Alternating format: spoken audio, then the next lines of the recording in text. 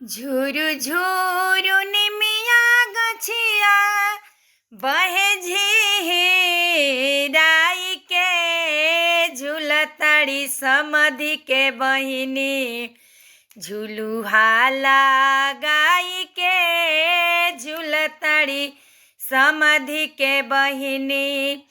झुरु झुरु निमिया गछिया बहे झिराई के झूलताड़ी भसुरा के बहिनी झुलुहा लगाई के झूलताड़ी भसुरा के बहिनी झुलुहा लगाई के झूलताड़ी समधि के बहिनी। अरे देखेला ने उमा शंकर भैया चश्मा लगाई के बड़ा निकन चलुए छिनरो। देखेला ने मदन भैया चश्मा लगाई के बड़ा निकन चलुए छिनरो।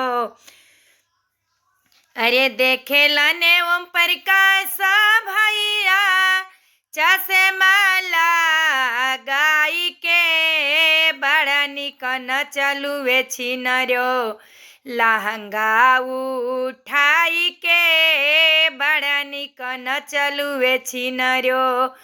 झुरु झुरु निमिया गछिया बहे झिराई के झूलताड़ी भसुरा के बहिनी झुलुहा लगाई के झूलताड़ी समधि के बहिनी झुलुहा लगाई के झूलताड़ी कृष्ण के बहिनी झुलुहा लगाई के। अरे देखेला ने संतोष भैया चश्मा लगाई के बड़ा निकन चलुए छिनरो।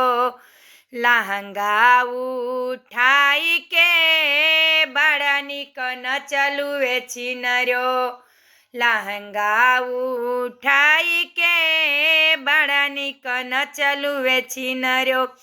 झुरु झुरु निमिया गछिया बहे झिराई के झूलताड़ी भसुरा के बहिनी झुलुहा लगाई के झूलताड़ी समधि के बहिनी।